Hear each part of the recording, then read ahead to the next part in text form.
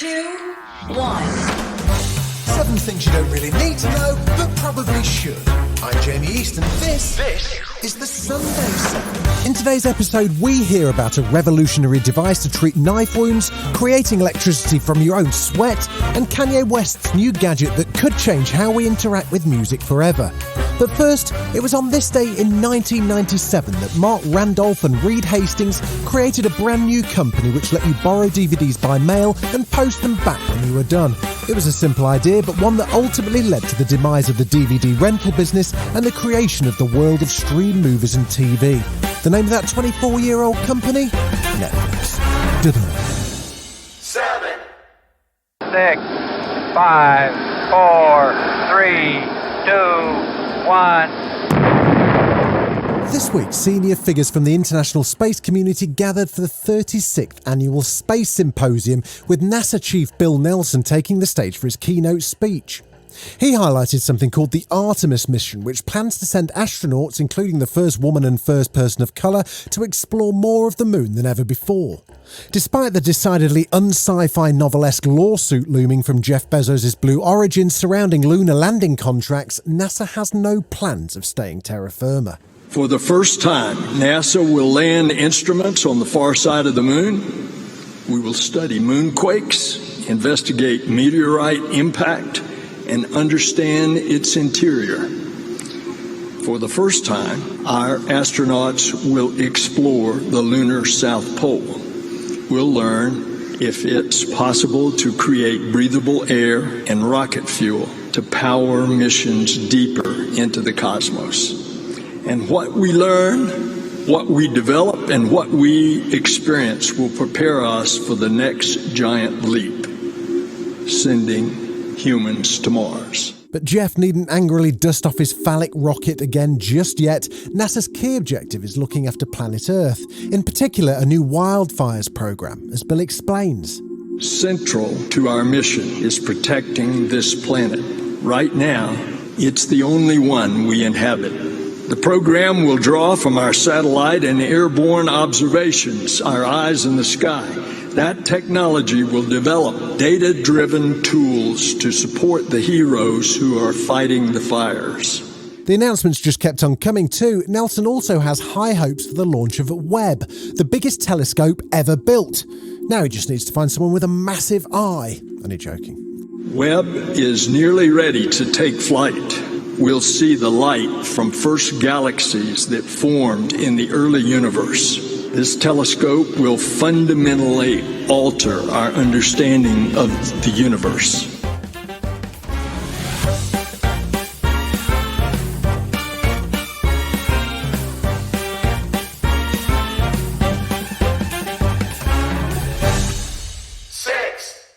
For the past 17 years, the James Dyson Award has supported trailblazing engineers for their problem-solving designs. This year, 22-year-old product design graduate Joseph Bentley took home the national prize after developing an ingenious new concept called React that aims to help police treat knife wounds while waiting for medical assistance to arrive. There are around 46,000 offences involving a knife or sharp instrument in England and Wales in 2020, which is the highest number in nearly a decade. The average wait time for an ambulance is currently just over 8 minutes, yet it can take just 5 for someone to bleed to death. Inspired by personal experience of knife crime, Joseph set out to do something about it. So Joseph, how does this device work? So the device is based on the principle that if you're impaled or stabbed by any form of sharp object, the first aid advice is to never remove that object. And that's because that's providing a lot of internal pressure to that wound site. And it's also filling up the cavity that would otherwise be free for blood loss. Now, React works in exactly the same principle. Rubber or silicone sleeve is inserted into the wound tract, and that is inflated by an actuator device, which applies that internal pressure to that wound site. How did you go about developing it? So my research really started with speaking to, people who deal with this already. What are the current processes and techniques behind managing knife crime. So talking to paramedics, police officers, first responders, just to fully understand the systems, but then talking to surgeons and understanding what they require in receiving patients that have been treated. It sounds like it could be a vital tool for first responders all over the world. What impact do you think it's going to have on society in the future? I think the long-term goals of this project is definitely to save lives. Dying from blood loss is preventable, and it's all about the speed of first aid and how quickly can we get something in place stopping bleeding. And so equipping first responders like police officers, but also we're considering publicly accessible models like the defibrillator. So having these things on street corners in areas of high risk. How can we get this first aid treatment to the scene as quickly as possible? And I do think this project could save lives. Still to come on the Sunday 7, we're harvesting electricity from sweat, and we speak to a climate scientist about Europe's devastating floods.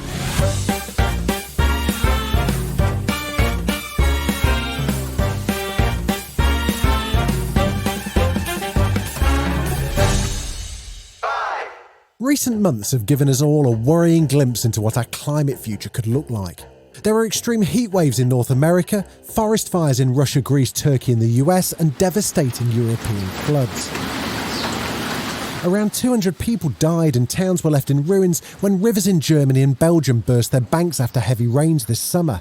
In the Ahr and Erft region of Germany, nearly a metre of rain fell in a single day, with that terrifying threshold being broken by the Belgium region of Meuse over a 2-day period. As any scientist will tell you, these events were most likely caused or exacerbated by the climate crisis. Now, a new study from 39 leading scientists suggests the chances of such an extreme event happening in these regions has been made up to 9 times more likely because of human activity. We spoke to one of the study authors to find out a bit more. Hi, I'm Sarah Q, and I'm a climate scientist working in the field of extreme weather event attribution at KNMI, the Royal Dutch Meteorological Institute. The most important conclusion from this study is that climate change has been increasing the probability and the intensity of heavy rainfall events like these in Europe, and that trend is set to continue. The likelihood of such an event to occur today compared to a 1.2 degrees Celsius cooler climate has increased by a factor between 1.2 and 9 for the one-day event in the large region. Now, the range 1.2 to 9 sounds large, but this result is already clearer than previous studies, which used less models. The lower end of the range of the factor 1.2 means that there has already been a 20% increase in the frequency of these kinds of events, which is important for impacts. When we think of global warming, it's usually arid landscapes or melting polar caps. Rain doesn't normally enter the picture. So why does rainfall increase as global temperatures rise? As the air warms, its capacity for holding moisture increases, leading to stronger moisture transport and more intense downpours. That's the main mechanism that we expect to be behind these changes, although there are other possible dynamical effects as well, such as the slowing down of weather systems, which would cause more rain to fall in one place. What's the most worrying aspect of this study? The most worrying thing about the findings is that this is not a one-off event. While we found that it was a rare event of around 1 in 400 years for a specific location, we know that several such events are likely to occur across the wider region over the same time frame.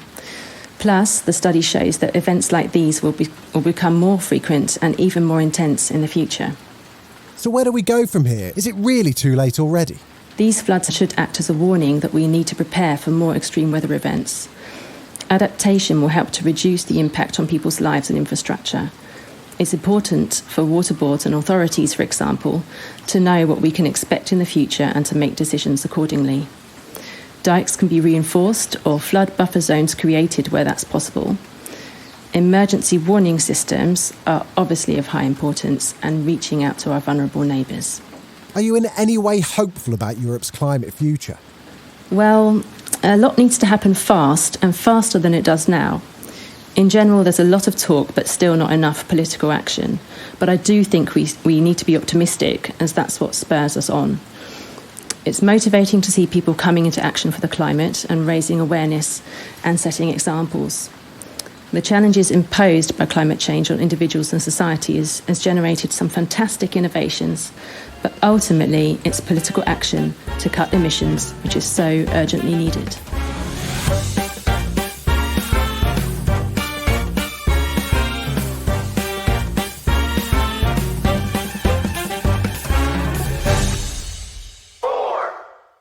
that we're back to actually leaving the house, we've got a lot to lug around these days, haven't we?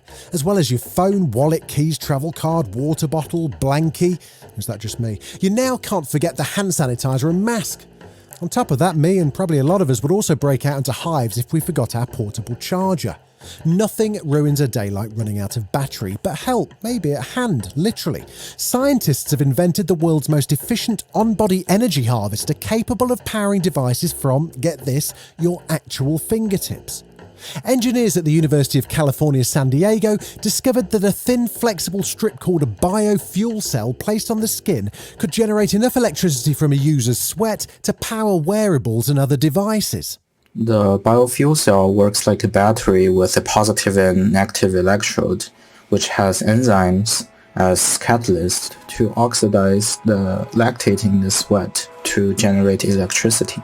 This is Lu Yin, a PhD student who worked on the biofuel cells. They were placed on the fingertips because the fingertip has the highest density of sweat glands compared to other locations of the body, and they're constantly emitting sweat even when you're not aware of it. As well as generating electricity from sweat, the biofuel cells, or BFC for short, can also harvest extra power from light finger presses from activities like typing or playing the piano.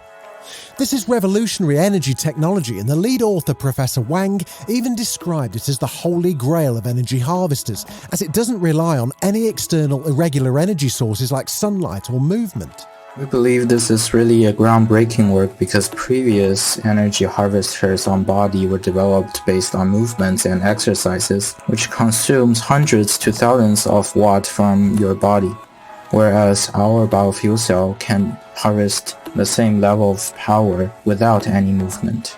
This technology can be much more practical than previous wearable harvesters towards powering wearable sensors. So what's next for wearable energy harvesters? We hope in the near future we can use various wearable harvesters to power wearable sensors and electronics, where they can be truly self-powered, autonomously operating without you needing to charge it every night. This follows our vision of establishing a wearable microgrid, which one day we hope to see wearable harvesters, energy storage devices, and applications integrated into a complete system where everything can be self-sustainable and well-organized like a power grid on your body. Still to come on the Sunday 7, Kanye drops a revolutionary music gadget and Elon Musk announces Tesla's latest offering, a robot. Right after this. You're listening to the Sunday 7. Follow us for your weekday news espresso, or even try our Island edition. It's in all the usual places.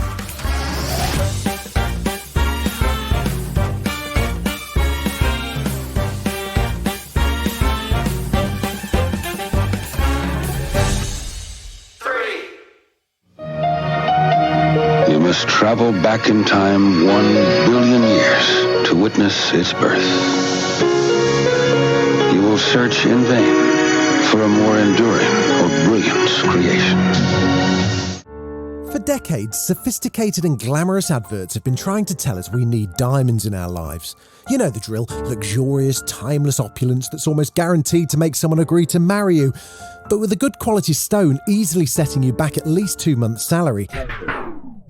They are, quite frankly, unattainable for most of us. However, change is on the horizon. Now, machines are growing diamonds in a matter of weeks for 2/3 of the price. These lab diamonds are nothing new, having been around for about 60 years, but now that the process has been refined, they might finally become a more realistic purchase. But how do these lab-grown stones compare to the ones formed underground for thousands of years? Any gemologist in the world will put one of our stones under a grading lamp and grade it exactly the same as a mined stone. This is Jeremy Schultz, CTO of a California-based company called Diamond Foundry, speaking to The Economist about how the gems are created. While small differences can be detected if you know what you're looking for, a lab-grown diamond is, to all intents and purposes, a real diamond, but without some of the ethical problems attached to traditional stones, whose mining has been linked to conflict, severe human rights abuses, and state corruption, not to mention being hugely detrimental to the environment. But now it seems there's another way to enjoy the luxury of a diamond without these affiliated costs. We're giving customers the option of a product that is 100% traceable and origin guaranteed. That just hasn't been possible in the diamond industry before.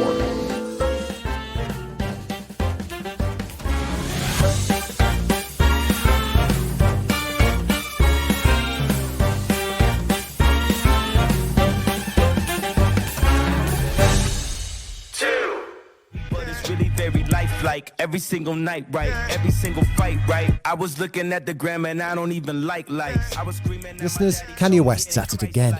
Not only has he reportedly filed documents to legally change his name to Ye, but ahead of his third listing event for Donda, he revealed a piece of tech called a stem player, which allows users to customize any song from the album for just $200.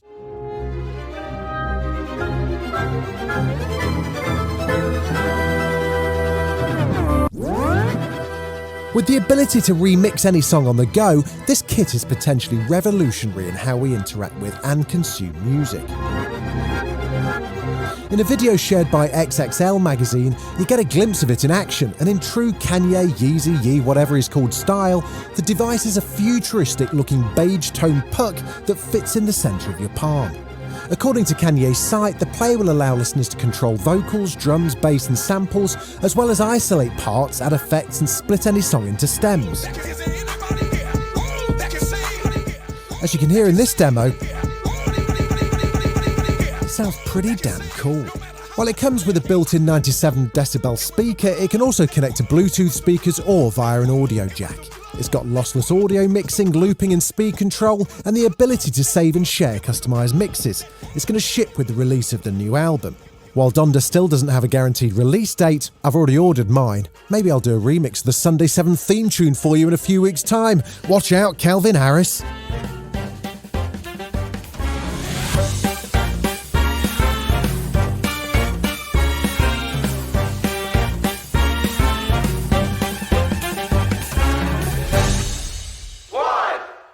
Elon Musk's already tackled electric cars, spaceflight and satellite broadband. Now he's turning his head to AI-powered robots.